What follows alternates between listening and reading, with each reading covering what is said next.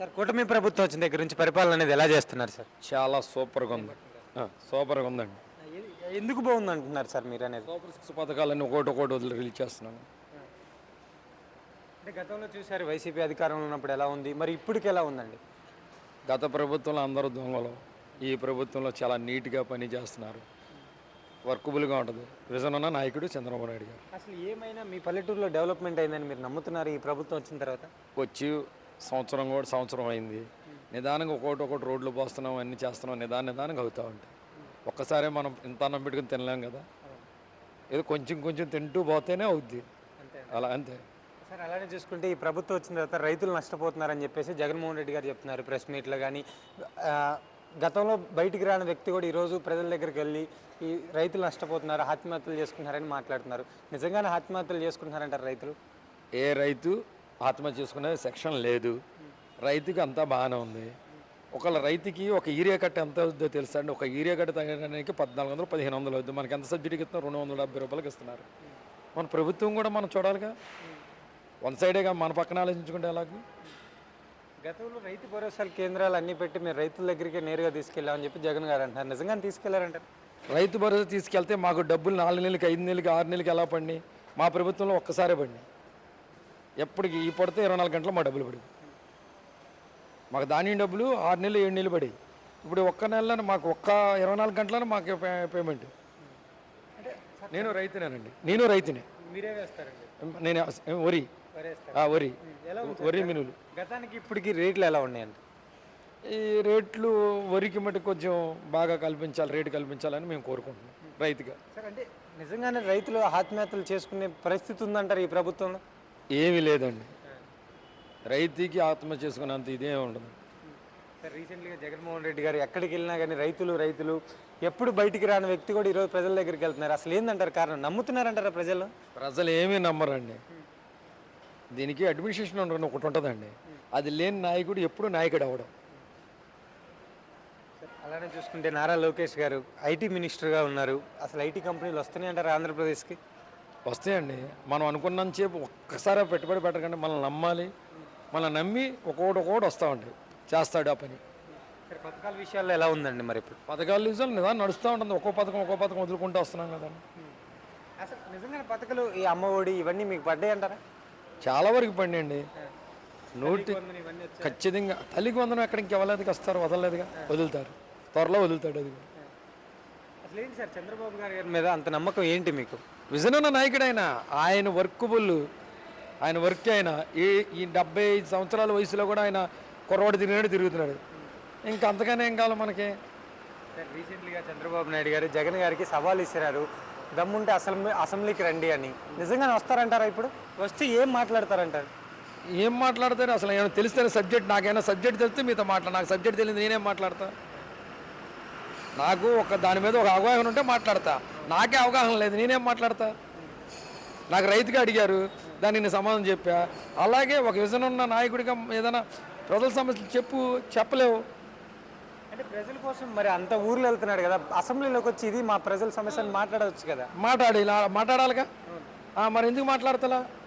తెలుసుకొని ఆయన కూడా ఆలోచించుకొని పని చేసే వాళ్ళు పని చేయనివ్వాలి. 5 ఏళ్ళు వాళ్ళు ఉన్నారు, వాళ్ళు చేస్తున్నారు, మేము చూస్తూ ఉన్నాంగా. ఇప్పుడు కూడా వాళ్ళు చేస్తున్నాం చేయట్లేదు, చూడాలి. అంటే కూటమి ప్రభుత్వం వచ్చిన తర్వాత రోడ్ల విషయంలో కానీ పెట్టుబడి విషయాల్లో కానీ ఎలా ఉన్నాయండి? నెంబర్ 1గా ఉన్నాయండి. నెంబర్ 1గా రోడ్లు ఆడకండి పోతున్నాయి, మళ్ళీ పోస్తూ ఉంటారు. కామనే కదా. అలానే చూసుకుంటే ఈ ప్రభుత్వం వచ్చిన తర్వాత రైతులు నష్టపోతున్నారు, ఆత్మహత్యలు చేసుకున్నారు, ఇవన్నీ మాట్లాడుకునే జగన్మోహన్ రెడ్డి గారు అసలు ఎందుకు అలా మాట్లాడాల్సి వస్తుందంటారు? ఏముందండి, ఆయనకి ఇప్పుడు షెల్లర్ లేదు. ఆ షెల్లర్ కోసం ఏదైనా చెబుతాడు ఆయన. ఓవరాల్గా ఏం చెప్తారు సార్? కూటమి ప్రభుత్వం బాగుందంటారా, బాగాలేదంటారా? కూటమి ప్రభుత్వం నెంబర్ 1గా ఉంది సార్. సమస్య లేదు అందులో. ఉన్నదప్పుడు ఇంకా వెళ్ళే కొలది కూడా ఇంకా బాగుంటుంది సార్. అంటే గతంలో చూసారు వైసీపీ అధికారం ఎలా ఉంది, ఈ కూటమి ప్రభుత్వం వచ్చిన దగ్గర నుంచి అధికారం అనేది ఎలా ఉంది సార్? ప్రజెంట్ అయితే మరి ఉండి పరిపాలన అనేది మనకి ఇదే మంచిదండి. ఎందుకంటే సార్ మీకేం జరిగింది, ఎందుకు మంచిది అంటున్నారు? అభివృద్ధి వాటిల్లో ప్రతిదీ కూడా మంచిగా ఉన్నదండి. ప్రతి పని కూడా మంచిగా చేస్తున్నారు. అనుకున్నట్టు చేస్తున్నారు. ఇవాళ అంత దూరం నుంచి వచ్చామంటే 5 నిమిషాల పని. సరే, అంటే అలానే చూసుకుంటే గతంలో వైసీపీ అధికారంలో ఉన్నప్పుడు మాది మంచి ప్రభుత్వం అని చెప్పేసి తెలుగుదేశం పార్టీ వాళ్ళు ఇప్పుడు పెట్టారు. గతంలో మా నమ్మకం జగన్ అని చెప్పేసి వాళ్ళు అన్నారు. అసలు వాళ్ళకి వీళ్ళకి ఏం గమనించారు మీరు అనేది? వాళ్ళకి దీనికి అయితే 90 రెట్లు కూటమి ప్రభుత్వమే మెరుగండి. ఎందుకంటే వాళ్ళ ప్రభుత్వం రౌడీ ప్రభుత్వం కింద ఉంది. ఊళ్ళోకి వచ్చేటప్పటికి ఎక్కడైనా సరే వాళ్ళ రాజ్యం కింద నడిచిది. ఇది అలా కాదండి. ఇప్పుడు ఇది ఉందంటే ఎమ్మెల్యే గారిని అలాగా ఫోన్ చేసి సర్టిఫికేట్ లేకుండా కూడా వచ్చేస్తే ఇక్కడ పనులు పూర్తి చేసుకున్నాం అంటే ఎంత మంచిది మరి. అంటే గతంలో చూస్తే ఐటీ కంపెనీలు ఏం లేవు ఆంధ్రప్రదేశ్లో అన్నారు. మరి ఇప్పుడు నారా లోకేష్ గారు అధికారంలోకి వచ్చిన తర్వాత ఐటీ కంపెనీలు అసలు వస్తున్నాయి అంటారా? వస్తాయని మరి కంగారు పడకూడదు మరి. ఎందుకంటే తక్కువ టైంలో లోకేష్ గారు మంత్రి చేస్తున్నారు. ఇప్పుడు 1 year అయింది. ఒక స్టెప్ వేస్తున్నారు కదండి. వేసిన తర్వాత అది వస్తాయని అనుకుంటున్నాం. వస్తాయి కూడా. సరే, అలానే చూసుకుంటే పథకాల విషయాల్లో ఎలా ఉంది సార్ ఈ కూటమి ప్రభుత్వం? పథకాలంటే మరి నెంబర్ 1 కదండి. జగన్మోహన్ రెడ్డి గారు ఏమో ఆడపిల్లలు ఎంతమంది ఉంటే చదువులకు ఎంతమంది ఉంటే అంతమందికి వేస్తానని ఒక్కో అమ్మాయి ఒక్కో బిడ్డకి వేసారు. మరి ఈయన ముగ్గురు ఉంటే ముగ్గురికి వేసారు. నారా చంద్రబాబు నాయుడు గారు, పవన్ కళ్యాణ్ గారు నలుగురు ఉంటే నలుగురికి వేసేసారు. మరి మంచి ప్రభుత్వమే కదండి అది. రైతు భరోసా వేసారు. ఏటారు రైతు భరోసా గతంలో ఎలా ఉంది, మరి ఇప్పటికి ఎలా గమనించారు సార్? రైతు భరోసా అయితే మొన్న పిఎం కిసాన్తో పాటు 7,000 వేసారండి. మళ్ళీ 7,000 వేస్తారు. అలా సంవత్సరంకి 20,000. అప్పుడంటే 13,500 రెండు కలిపి 13,500 ఇచ్చేవారు.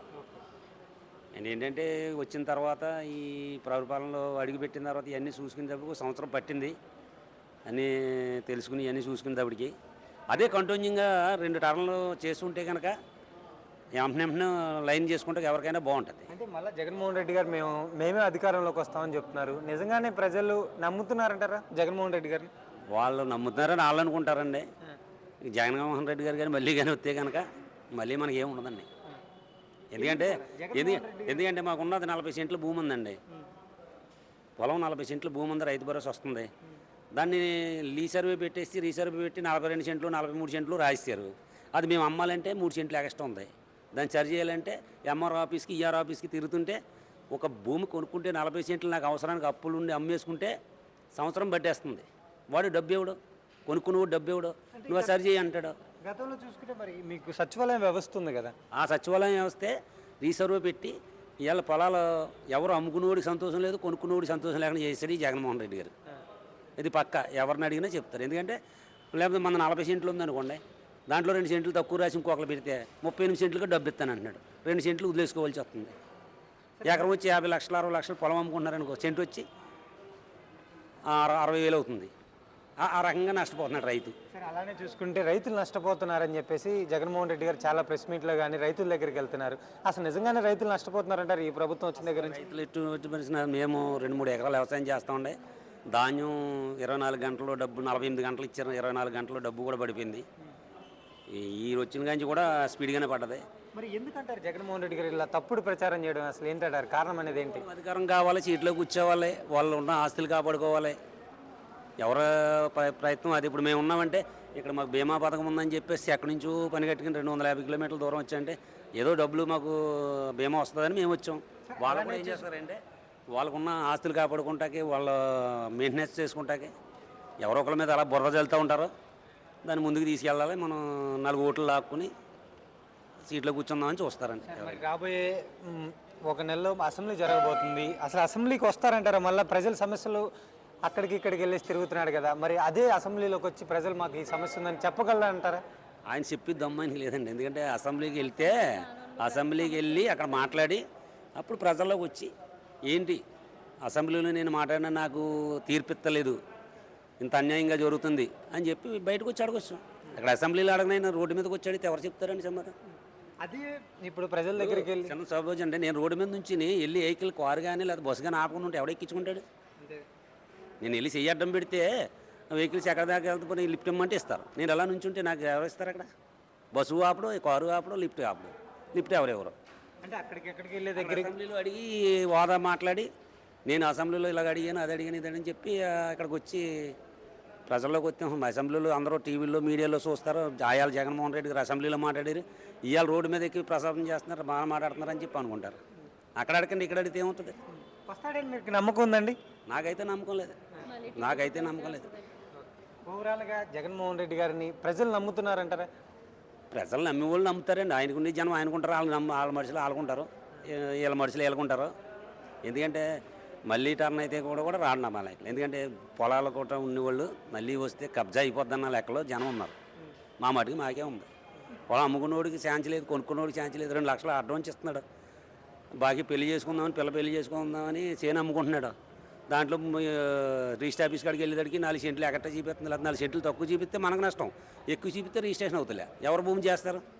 మనకు ఉన్నది 40 సెంట్లే, 4 సెంట్లు ఎక్స్ట్రా ఉంది. దాన్ని సరి చేసుకోవాలంటే ఈఆర్ఓకి, ఎంఆర్ఓకి వీళ్ళందరికీ దానా పెట్టి మేత పెట్టి సంవత్సరాలు పట్టేస్తున్నాయి ఆయన చేసిన పనికి. ఓన్లీ డాక్యుమెంటు 40 సెంట్లు ఉంది.